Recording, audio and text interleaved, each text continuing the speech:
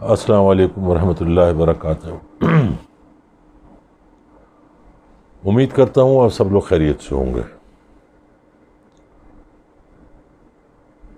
بہت سارے لوگوں نے رابطہ کیا اور کہا کہ آپ بھٹو کی کہانی لے کے چل رہے ہیں، کیا ہی اچھا ہو کہ اب بھٹو کے آگے بھی آپ بتانا شروع کر دیں۔ تو پھر میں نے سوچا کہ میں ایک دو ویڈیوز کے بعد میں مختصر سا ایک ویڈیو بناؤں گا جنرل ضیاء الحق کے دور کا۔ اس کے بعد جو آج کل کے سیاستدان ہیں، بے نظیر کے دور سے لے کے جنرل ضیاء الحق کے بعد آج تک ہم کیا بھگت رہے ہیں۔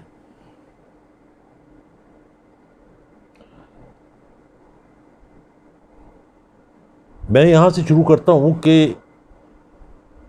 ظلم تو بہت کیا، ظلم کا کرائٹیریا کیا تھا، کیسے کرنا تھا، وہ ایک منصوبے کے تحت تھی بات۔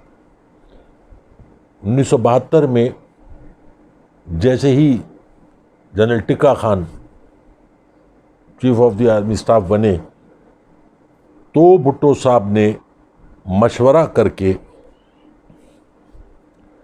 ایف ایس ایف بنائی۔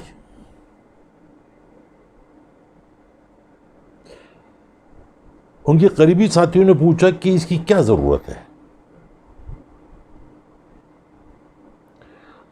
ملک میں انارکی پھیلی ہوئی ہے، لا قانونیت ہے، اس کے پیچھے کیا وجہ ہے جو آپ ایک اسپیشل ٹاسک فورس بنا رہے ہیں، فیڈرل سیکورٹی فورس، کیا وجہ ہے اس کے پیچھے؟ بھٹو صاحب نے ان کو کہا کہ یہ فورس آنے والے وقتوں میں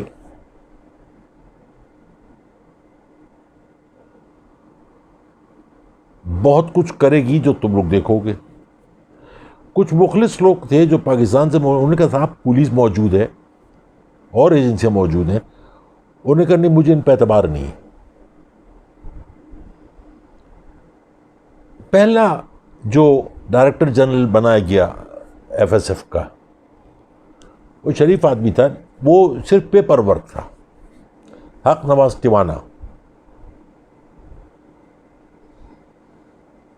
جو کسی بھی غیر قانونی غیر اخلاقی کام میں ملوث نہیں ہوتا۔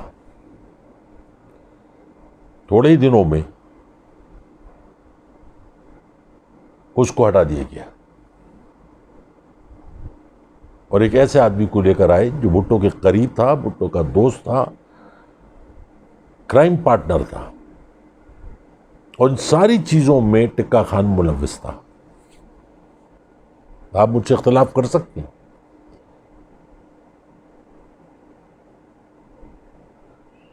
لیکن میں اپنی بات پہ اٹل رہوں گا کہ ان سارے کرائمز میں ٹکا خان انوالو تھا۔ اس کے بعد جب حق نواز ٹیوانہ کو ہٹایا گیا تو ان کو وہ آدمی کی ضرورت تھی، وہ جس کو صرف بھٹو نظر آئے، جس کو صرف بھٹو کی آواز آئے، جس کو صرف بھٹو کی خوشبو محسوس ہو، اس کے علاوہ اس کو دنیا میں کچھ نہ ہو، اور وہ تھا مسعود محمود۔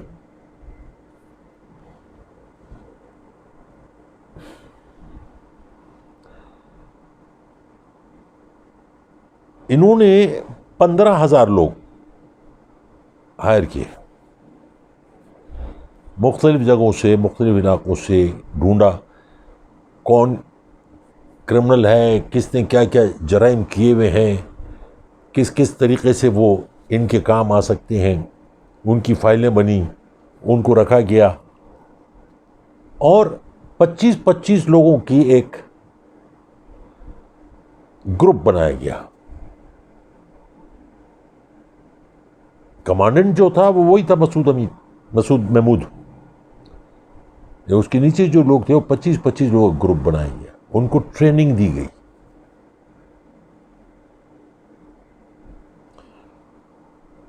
ان کو وہ ٹریننگ نہیں دی گئی کہ کرائم کیسے روکا جاتا ہے، سازشیں کیسے روکی جاتی ہیں، ان کو ٹریننگ یہ دی گئی کہ 3rd ڈگری کیسے کیا جاتا ہے۔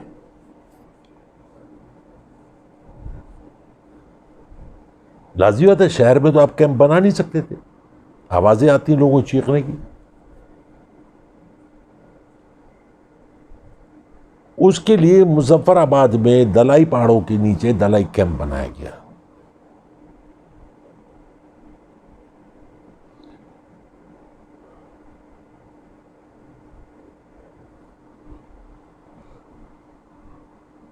اس طریقے سے لوگوں کو اٹھایا جاتا تھا جیسے بھیڑ بکریاں. جس کے اوپر اب کیوں بھٹو صاحب کی گورنمنٹ کے اندر ان کے اپنے اندر ہی ہر M N A M P A ہر مخالف کے اوپر ان کے اپنے جو تھے ان کے اوپر بھی ایک جاسوس چھوڑا گیا تھا. سسٹمیٹک کرائم چھوڑا گیا تھا. وہ سسٹمیٹک کرائم جو تھا وہ اس طریقے سے تھا کہ وہ اطلاع دی جاتی تھی بھٹو صاحب کو. بھٹو صاحب پھر آگے حکم صادر کرتے تھے، ڈراؤ، مان جائے تو اچھا ہے، دھمکاؤ، کوٹو، ٹارچر کرو. اس کے بعد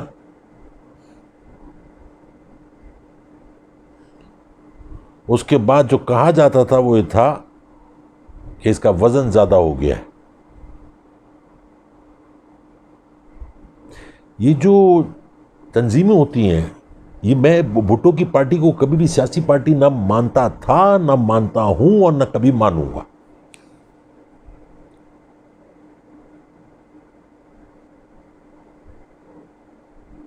ہر ایک کا اپنا اپنا ایک بیانیہ ہوتا تھا.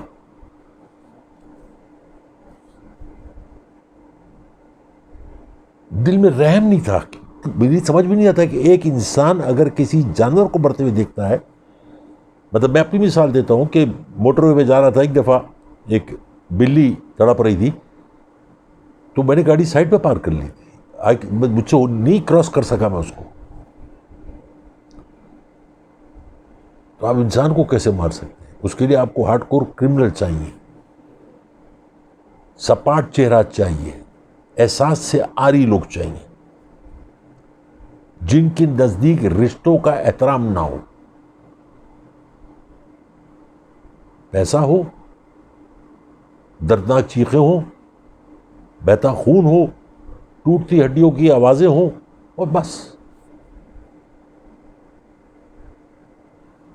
اس طریقے سے بھٹو صاحب نے اپنی زندگی کو آگے لے کے گئے. وہ تو اللہ جنت نصیب کرے، بھلا کرے، اس کا لاکھ اختلاف صحیح، لیکن پاکستانی قوم کے اوپر ایک بہت بڑا احسان ہے اس کا، جنرل ضیاء الحق کا، کہ اس جیسے ملعون کو کیفر کردار تک پہنچایا اور جہنم واصل کیا پھانسی پہ لٹکا کر، جس کو آج یہ اور علماء شہید کہتے ہیں.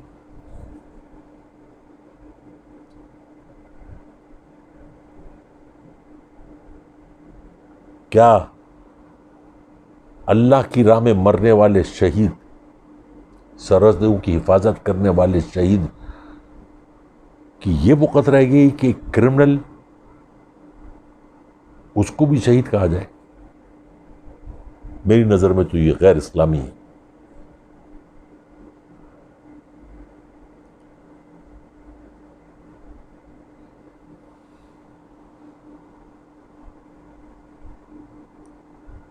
انیس سو تراسی میں جب بھارت گیا، بھٹو کا دور ختم ہو چکا تھا، جنرل ضیاء الحق کا دور تھا. تو آپ کو 3 جگہ کے ویزے ملتے تھے اس دور میں،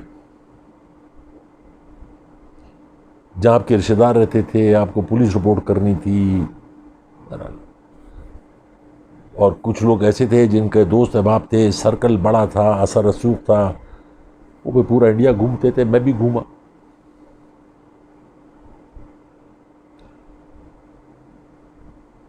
بھٹو صاحب کو پھانسی ہو چکی ہے، وقت گزر چکا. 1983 کی بات بتا رہا ہوں میں آپ کو، 84 شاید 84 تھا.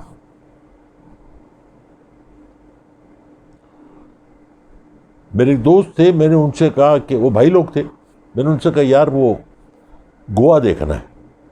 اس نے کہا دیکھو. ویزا نہیں تھا. اس نے بندوبست کیا، گوا پہنچے.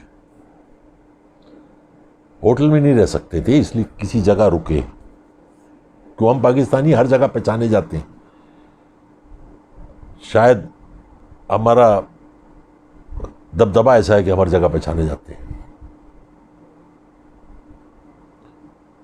تو وہاں پہنچا میں تو ایک ادھر کے جو ممبئی کے جو بھائی تھے انہوں نے گوا کے بھائی کو کہا کہ یہ ہمارا خاص مہمان ہے، پاکستان سے آیا، گوا گھومنا چاہتا ہے، اس کو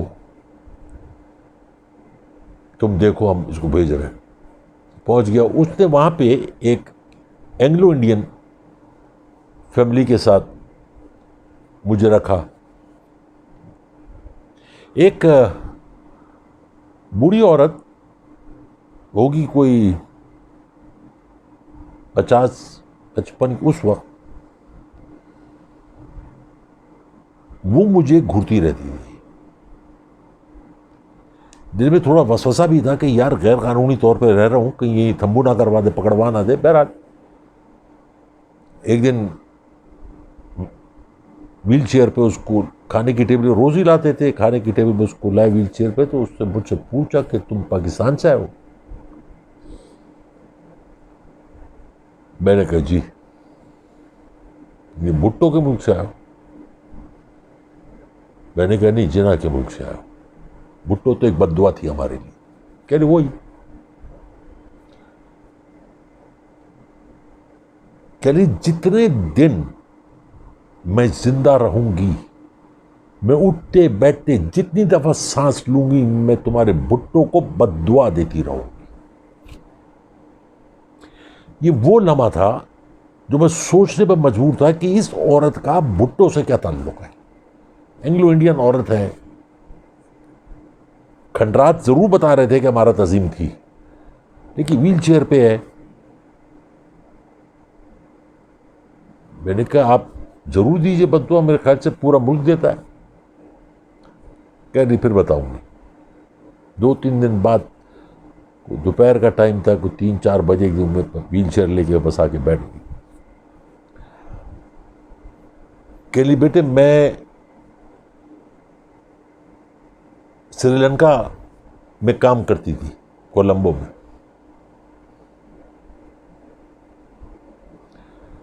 وہاں سے ایک ڈیلیگیشن کے ساتھ میں پاکستان گئی.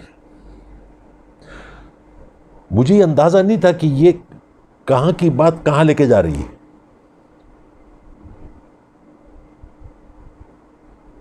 کہنے لگی ہم لوگ انٹرکون میں رکے، دوسرا دن تھا، شام کا ٹائم تھا، نسرین روم میں بیٹھی ہوئی میں ڈرنک لے رہی تھی. اس زمانے میں بار کھلے ہوئے تھے جب بھٹو کا دور تھا. نسرین روم میں تو کہلے ایک آدمی میرے پاس آیا اور اس نے مجھ سے کہا کہ کوئی آپ سے ملنا چاہتا ہے، کوئی سیلیبریٹی آپ سے ملنا چاہتا ہے، وہ یہاں آ نہیں سکتا، تو would you like to come؟ تو کہ میں پاکستان آئی تھی، سیلیبریٹی ہے، مل لوں گی، کوئی بات نہیں. تو میرے ساتھ ایک میرا جو کولیگ تھا وہ بھی تھا. کہنے ہم دوسرے دن کا ٹائم ہمارا سیٹ ہوا شام کو کوئی 8 بجے. پھر انہوں نے ٹائم بڑھایا 1 گھنٹہ، 9 بجے گاڑی آئی، ہم کو لے کے چلی گئی. یہ نہیں معلوم کہاں، لیکن سم ویئر ان ڈیفینس.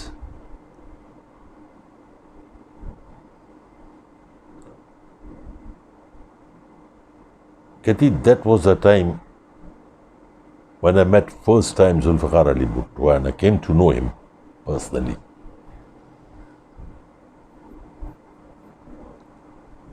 کتنا شارپ ہوگا وہ، اور کتنا وحشی درندہ انسان تھا کہ اس نے مجھے کہاں دیکھا، کیسے دیکھا، سیمینار میں دیکھا، کدھر دیکھا، بٹ آئی واز دیئر.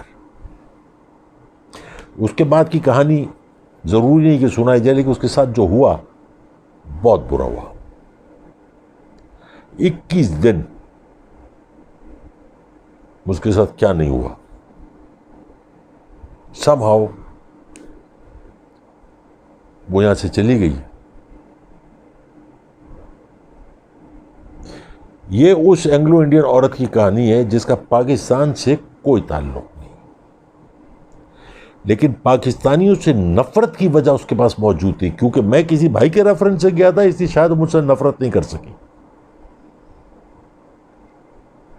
لیکن پاکستانیوں سے نفرت کی وجہ اس کے پاس موجود تھی۔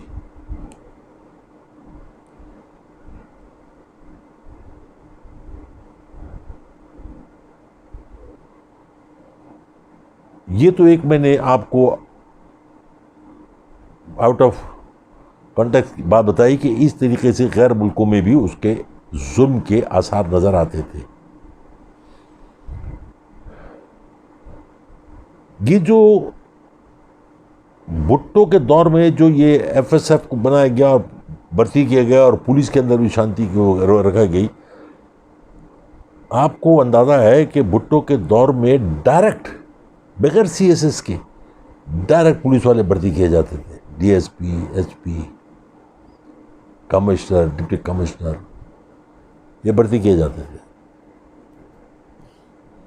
میں وثوق سے کہتا ہوں، میرا کوئی پولیس والوں کے ساتھ کوئی وہ نہیں ہے، بہت اچھے پولیس والے بھی میرے دوست بھی ہیں، مگر اگر آپ سندھ کی پولیس کی اسکروٹنی کریں کراچی سے لے کے سکر تک، تو آج بھی آپ کو 700 750 پولیس والے وہ ملیں گے جن کا کوئی میرٹ نہیں ہے اور وہ اعلیٰ پوسٹوں پر ہے۔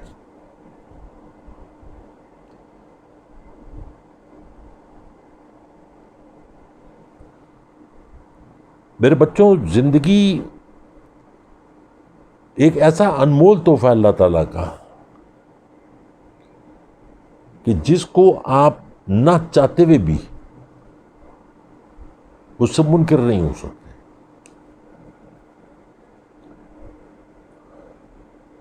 اس کو کیسے گزارنا ہے، اس کو سمپل سی چیز آپ کو کیسے گزارنا ہے، زیادہ میں یہ مولویوں کی طرح کمپلیکیٹڈ نہیں کروں گا زندگی کسی کی بھی، اس کو کیسے گزارنا ہے وہ حضور صلی اللہ علیہ وسلم کا جو آخری خطبہ ہے وہ زندگی گزارنے کا بہترین طریقہ ہے۔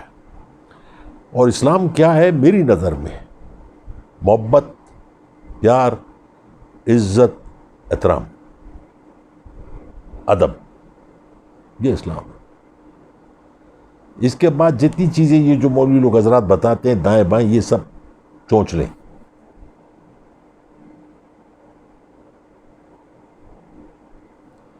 آپ پہاڑ پہ بیٹھ کے، جنگل میں بیٹھ کے چلے کاٹ لیں، وظیفے پڑھ لیں، سب کچھ کر لیں، وہ سب بیکار ہے۔ اگر روحانیت حاصل کرنی ہے، روحانیت کے معنی روح کی نیت، تو میرے بچوں انسانوں کے سمندر میں رہ کے موتی چنو، انسانوں کے سمندر میں رہ کے زندگی ڈھونڈو۔ دکھ بھی ہوگا، تکلیف بھی ہوگی، افسوس بھی ہوگا، خوشی بھی ہوگی، یہ ہے زندگی۔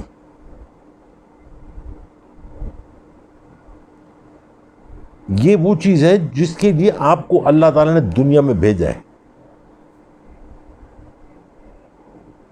کورا کاغذ، کوری کتاب دے کے بھیجا ہے، اس پہ کیا تحریر کرنی ہے آپ نے، یا آپ کے اوپر ہے۔ تحریر کو اتنا خوبصورت بنانا، ایسے موتیوں سے جڑنا میرے بچوں کہ آنے والے نسلیں اس کو پڑھیں تو ان کی آنکھیں بھیگ جائیں۔ ذوالفقار علی بھٹو، بے نظیر، زرداری، نواز شریف، شہباز شریف ان کی طرح نہیں کہ ان کا نام سنتے ہی انسان آگ بگولا ہو جاتا ہے۔ 22 کروڑ کی آبادی جو ہے ان کی ذاتی دشمنی کسی سے بھی نہیں، اس لیے میری چھوٹی سی بات پہ عمل کرنا۔ اچھے برے لوگ سب جگہ ہوتے ہیں، اچھائی کو اپناؤ، برائی کو کوشش کرو اپنے اعمال سے کہ ان کی بھی ختم ہو جائے۔ میں مختصر سی بات کر کے ختم کروں گا۔ یہ جو آج کل جو آپ ٹی وی پہ دیکھ رہے ہیں لفافے، تجزیہ کار، سو کالڈ دانشور، کچھ ایسے ہیں جو عمر میں شاید میرے جتنے ہوں گے، مجھ سے بڑے ہوں گے۔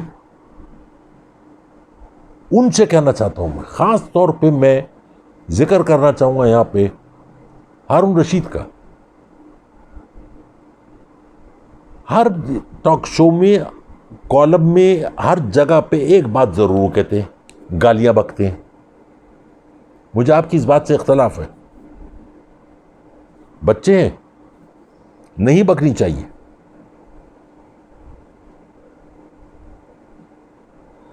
آپ کا کام یہ نہیں ہے کہ آپ ان کی گالیوں کا جواب گالیوں سے یا نفرت سے دیں. آپ کا کام ہے ان سے شفقت سے پیش آنا، مسکرا کے ان کی گالیوں کو اپنے پیار سے ان کو بدلنا.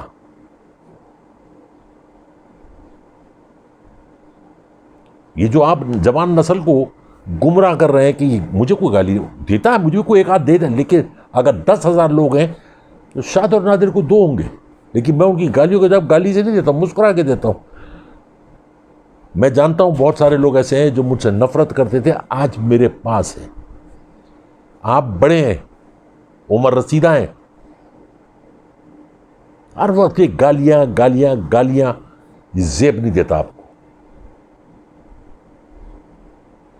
بچے ہیں، بچوں کا کام ہے سوال کرنا، ان کا کام ہے ہگنا موتنا گند غلاظت پھیلانا.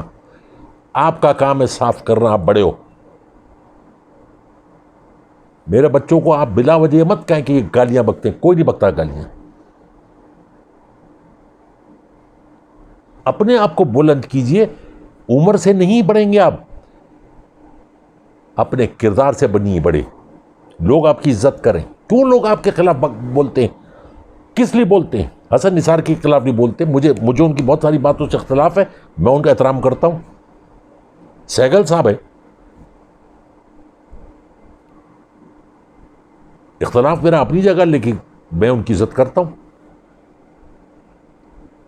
آپ نے اپنے آپ کو اتنے لوور درجے پہ، نچلے درجے پہ کیوں لے کر آئے؟ یہ سوچیے اور غور کیجیے. میں ان بچوں کو قصوروار نہیں ٹھہراتا. یہ ہمارے بچے ہیں، ان کی غلطیوں کو معاف کر کے ان کو سینے سے لگانا ہمارا کام ہے. یہ قوم ہے، آپ جیسے لوگ ان کو گمراہ کر رہے ہیں. آج میں نے بہت ٹائم لے لیا بچوں آپ لوگوں کا. انشاءاللہ کل پھر ملاقات ہوگی. اپنا اور اپنے ارد گرد خیال رکھیے، مجھے اپنی دعاؤں میں یاد رکھیے. السلام علیکم ورحمۃ اللہ وبرکاتہ.